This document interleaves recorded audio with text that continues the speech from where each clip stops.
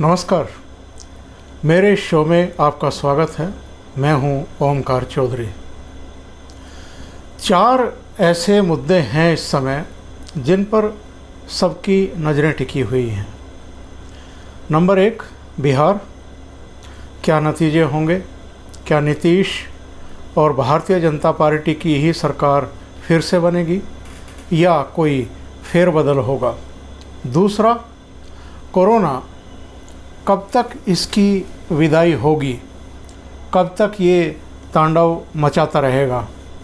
हालांकि जो संक्रमित हैं उनकी संख्या घट रही है, लेकिन फिर भी ये इतनी नहीं घट रही है कि चिंताएं ख़त्म हो गई हों। तीसरा विषय, चीन के साथ जो भारत का टकराव चल रहा है वो कब तक जारी रहेगा? इसका नतीजा क्या निकलेगा? कहीं ये टकराव युद्ध में तब्दील तो नहीं हो जाएगा? चौथा विषय, सुशांत सिंह राजपूत की संदिग्ध मौत, जिसमें भारत सरकार की 3 एजेंसियां इस समय मुंबई में डेरा डाले हुए हैं और वो जांच पड़ताल में जुटी हुई हैं। बीच बीच में आशा और निराशा का दौर चलता रहता है। इन चारों मुद्दों पर मैंने बात की आर्यम फाउंडेशन के संस्थापक प्रोफेसर PK आर्य से। इनसे पहले भी हमने बातचीत की है कई मुद्दों पर। कम से कम 2 बार मैंने अपने चैनल पर इनका प्रोग्राम दिया है। अलग अलग मुद्दों पर इनसे बातचीत पहले भी हो चुकी है और इस बार मैंने उनको 4 विषय भेजे और उन चारों विषयों पर ही उन्होंने अपने विचार मुझे प्रेषित किए हैं। मैं डायरेक्ट वीडियो से ही उनसे बात करना चाहता था, लेकिन चूँकि नेटवर्क की प्रॉब्लम है उनके आश्रम में, वो मसूरी में उनका आश्रम है और वहाँ नेटवर्क की कुछ प्रॉब्लम चल रही है, तो मैंने जो सवाल भेजे उनके जवाब उन्होंने भेजे हैं। उम्मीद है आपको ये जो बातचीत है, ये जो उनके जवाब हैं इन चारों मुद्दों पर, ये ज़रूर पसंद आएगी। हार्दिक अभिवादन चौधरी साहब। आपने जो सवाल पूछे हैं उसमें पहला सवाल सुशांत सिंह राजपूत को लेकर के है। असल में ज्योतिष में होता क्या है कि जब तक सही ढंग से विवरण की उपलब्धता ना हो तब तक उसके बारे में कुछ भी विश्लेषण सटीक नहीं हो पाता है। कुछ ना कुछ उसमें संशय बना रहता है या ठीक से चीज़ नहीं हो पाती है। तो सुशांत सिंह राजपूत की जो जन्म पत्रिका है वो हमारे पास एक्यूरेट एक्चुअली है नहीं। नेट पर जो डाली गई हैं उनमें बहुत सारी कंट्राडिक्शंस हैं। वो कंफर्म नहीं है कि वो सुशांत की कुंडली है भी कि नहीं। लेकिन एक चीज़ इसमें ज़रूर हम देख सकते हैं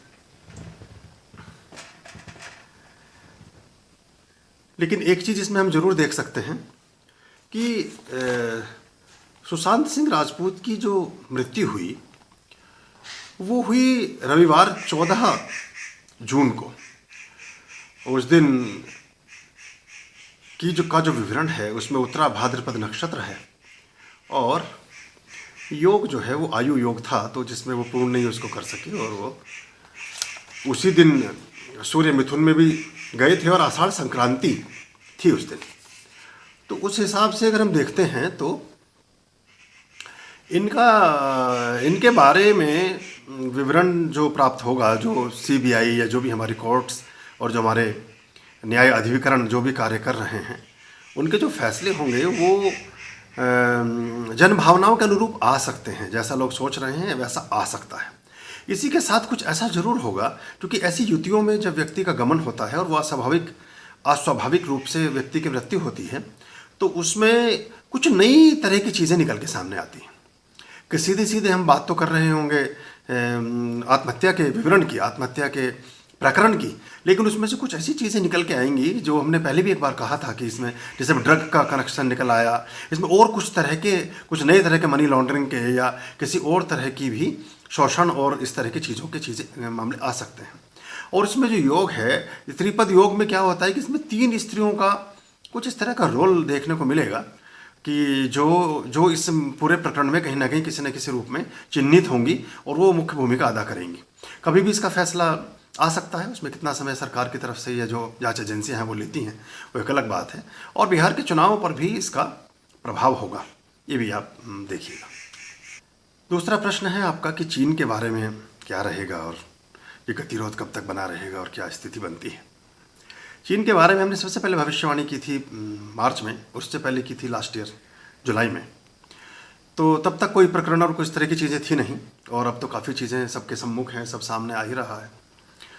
तो चीन से संघर्ष की, चीन से युद्ध की परिस्थितियां सर्वाधिक प्रबल होंगी। पहले भी मैंने आपको कहा था, अभी फिर से इसको मैं अंडरलाइन कर रहा हूँ।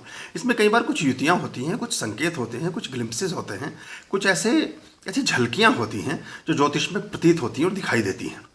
उसके आधार पर ही बाकी चीज़ों का भी निर्णय किया जाता है।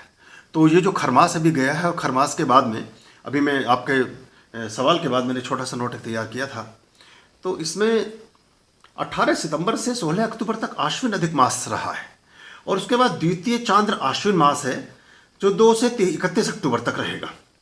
इसमें 5 शुक्रवार हैं तथा 5 शनिवार हैं। ये बहुत सारी चीज़ों को अलग ढंग से प्रभावित करते हैं।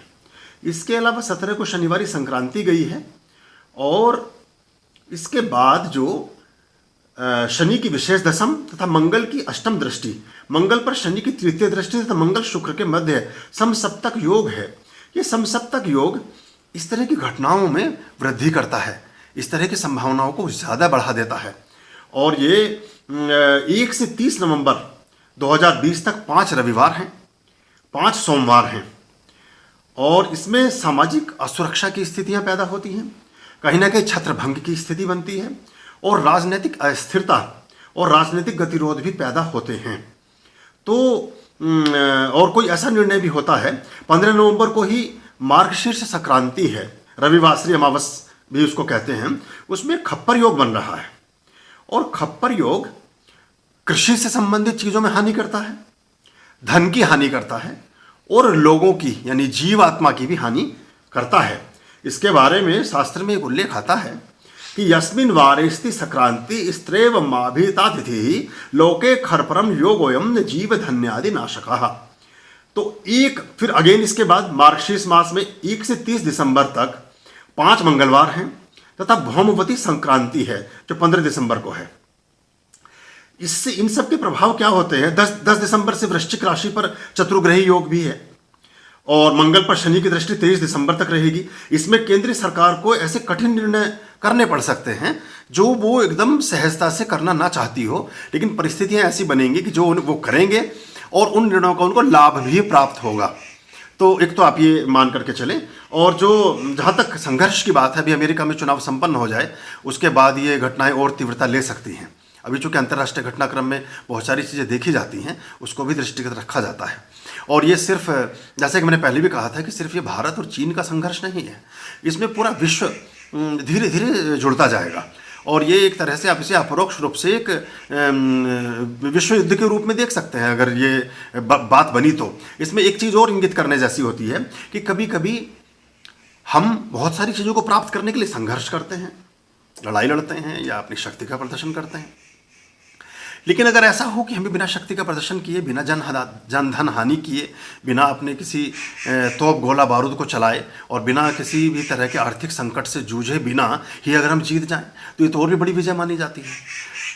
तो अभी जो परिस्थितियां निर्मित हो रही हैं भारत के पक्ष में, वो सीमाओं के विस्तार की हैं, प्रभुत्व के विस्तार की हैं, और भारत के अस्तित्व के विस्तार की हैं। अब ये विस्तार कोई हमारी तरफ से नहीं होगा, लेकिन जो हमारी पुरानी चीज़ें जिस तरह से जकड़ी पकड़ी और कब्जाई गई हैं, उनकी मुक्ति का भी समय है। मैंने पहले भी कहा था, जब आपने जुलाई में और जून में पहले इंटरव्यू किए थे, मई में भी शायद एक बार बात हुई थी, तो उसमें भी मैंने बोला था कि ये कैलाश मानसरोवर भारत का हिस्सा होने के, तिब्बत का भारत का हिस्सा होने के बहुत बड़े योग हैं। और बीच में नेपाल की परिस्थितियाँ ऐसी बनी, सब लोग उस चीज़ को सोचते रहे, लेकिन नेपाल को अंततः भारत का ही साथ देना होगा, क्योंकि नेपाल की विवशता है। वो दिग्भ्रमित होकर के तो चीन के साथ जा सकता है, लेकिन अंततः उसे भारत के ही साथ रहना होगा, और नेपाल भी किसी न किसी रूप में आगे चल करके भारत पर निर्भर होगा और भारत से संबंध उसके और मधुर होंगे और बेहतर रहेंगे, और ये भारत के भी हित में होगा।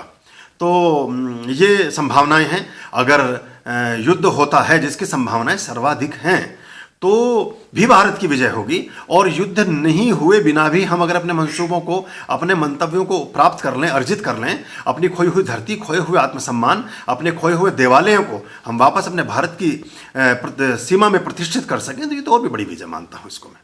तो ये इसकी संभावनाएं बनी हुई हैं, और ये अगले वर्ष और भी ज़्यादा हो जाएंगी। 1 अप्रैल 2021 से जो नव संवत्सर प्रारंभ होगा, वैसे तो 13 अप्रैल से होगा, लेकिन 1 से ही उसका प्रभाव प्रारंभ मान लीजिए आपके हो जाएगा। ये इस वर्ष के जो स्वामी हैं वो मंगल होंगे, और इसके जो मतलब राजा हैं मंगल होंगे, और मंत्री भी मंगल होंगे। तो ये अलग तरह के एक संघर्षों को लेकर के और अलग तरह के युद्ध को लेकर के और इन सब चीज़ों को लेकर के इस वर्ष के प्रभाव होंगे। और चूंकि मंगल कहीं ना कहीं ये माओवाद को और ये जो साम्यवाद है और कम्युनिस्ट है, इस सब को भी किसी न किसी रूप में रिप्रेजेंट करता है। तो ये कुछ इस तरह की अतिरेकपूर्ण घटनाएं अपने जीवन में या अपने निर्णयों में कर सकते हैं, जिसके इन्हें नुकसान उठाने पड़ सकते हैं। तो ये संभावनाएं बन रही हैं। ये भी समय आगे पीछे हो सकता है, लेकिन ये जल्दी ही इसकी इस तरह की स्थितियां आपको देखने को मिल सकती हैं। कोरोना से प्रभावित पूरी दुनिया भी रहेगी, भारत भी रहेगा। और मैंने पहले भी कहा था, आपके ही एक इंटरव्यू में कहा था कि पूरी दुनिया में जो भी ग्राफ रेट होगा, जो मृत्यु का ग्राफ हो, चाहे वो बीमार लोगों का ग्राफ हो, चाहे इससे संक्रमित, बीमारी से संक्रमित व्यक्तियों की सूची, संख्या और उनके प्रभाव क्षेत्र की बात हो, इसमें भारत बहुत सुरक्षित रहेगा, और बहुत कम संख्या के साथ और बहुत कम डैमेज के साथ हम इस चीज़ से बाहर निकल सकेंगे। तो एक तो आप ये मानकर चलें, जब तक कि वर्ष परिवर्तित नहीं होता तब तक इसका प्रभाव बना रहेगा, यानी कि अब फरवरी मार्च तक, अप्रैल तक भी इसका प्रभाव आप मानकर के चलें, और पूर्ण रूपेण मुक्ति में बहुत समय लग सकता है। जैसा जीवन आप जनवरी 2020 में या अक्टूबर नवंबर 2019 में जी रहे थे, इसके लिए आपको 22-23 तक जाना पड़ सकता है, क्योंकि 21 में ये जो डैमेज अभी चल रहा है, अभी तो हम संघर्ष में हैं, अभी तो हम नुकसान से जूझ रहे हैं। फिर इसके बाद इस नुकसान की भरपाई से जूझेंगे, फिर बहुत सारी आर्थिक चीज़ें और आर्थिक चीज़, फिर जो नवसंवत्सर है उसका राक्षस नाम है, और मंगल जैसे मैंने बताया उसके मंत्री और उसके स्वामी हैं, राजा हैं। तो उसमें लेकर के एक अलग तरह की अफरा तफरी, सांप्रदायिक दंगे, कुछ और चीज़ें, कुछ छत्रभंग, किसी एक बड़े राजनेता की मृत्यु का भी योग है। कोई बड़ा व्यक्ति दुनिया में या भारत में भी कहीं भी हो सकता है, एक भी हो सकता है, एक से अधिक भी हो सकते हैं। ये भी एक चीज़ इसमें आ रही है। फिल्मों की जो दुनिया है उस पर भी दाग धब्बे और ज़्यादा आ सकते हैं। फिल्मों से जुड़े हुए लोग, लेखन से जुड़े हुए लोग, दुनिया में संगीत से जुड़े हुए लोग, और जो प्रभाव क्षेत्र रखते हैं उससे जुड़े हुए लोगों के नए तरह के चेहरे, नई तरह की उनके बारे में कहानियाँ और नए तरह के स्कैंडल्स और षड्यंत्र और आपराधिक पृष्ठभूमियाँ और अधिक ढंग से उजागर हो सकती हैं, और आर्थिक स्थितियाँ और ज़्यादा विकट और संकटपूर्ण होने के आसार हैं। थोड़े से सामाजिक ताने बाने में भी ढिलाई आ सकती है, या कुछ अप्रियता की स्थिति अनुभव हो सकती है। तो कोरोना तो अभी ये रहने वाला है, और हमें इसके साथ अपने आप को ढालना चाहिए, और जीवन में जो भी हमारी चीज़ें हैं, स्वच्छता से जुड़ी हैं, हमारी सुरक्षा से जुड़ी हैं, सतर्कता से जुड़ी हैं, जो चीज़ें सरकार जिनको प्रमोट कर रही है, मास्क लगाएं और थोड़ा दूरी रखें, और जो भी हाइजीन का प्रयोग करें, ये सब चीज़ें हमें करनी चाहिए। इससे हमें लाभ मिलेगा, इससे हमें फ़ायदा होगा। हालांकि यहीं चलते चलते एक और अनुभव आपसे मैं चौधरी साहब आपके माध्यम से शेयर कर रहा हूँ आपके चैनल के दर्शकों के साथ, कि ये थोड़ा कोरोना का प्रभाव देखिए हमारे भारत में क्यों कम रहेगा और क्यों कम रहा। इसका एक पक्ष ये भी है कि हम ऑटोमेटिकली ये थोड़े से अनहाइजीन रहते हैं। हम बहुत सारी संक्रमित और प्रदूषित परिस्थितियों में रहने के आदी हैं, इसलिए इस बैक्टीरिया का प्रभाव हमारे जीवन पर कम आ रहा है।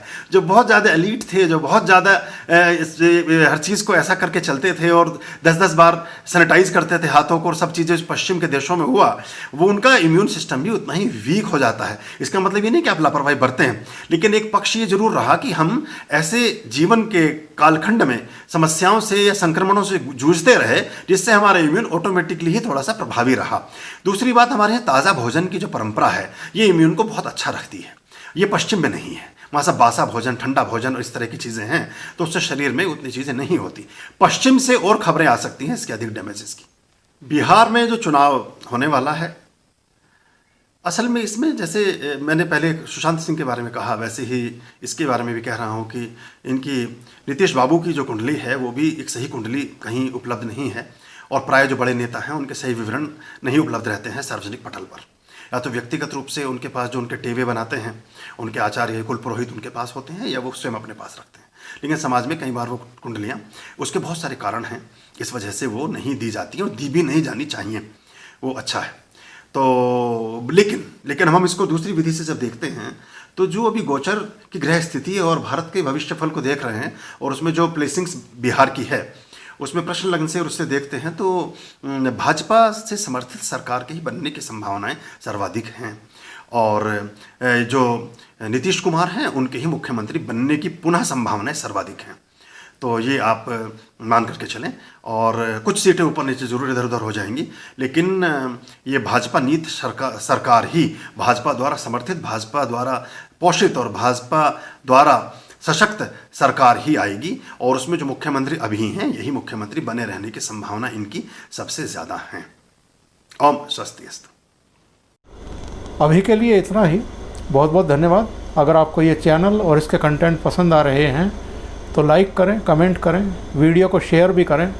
अभी तक अगर आपने ये चैनल सब्सक्राइब नहीं किया है तो सब्सक्राइब कर लें और साथ में लगे बेल आइकॉन को दबा दें ताकि आगे आने वाले वीडियो और इनके नोटिफिकेशन आप तक पहुंचते रहें।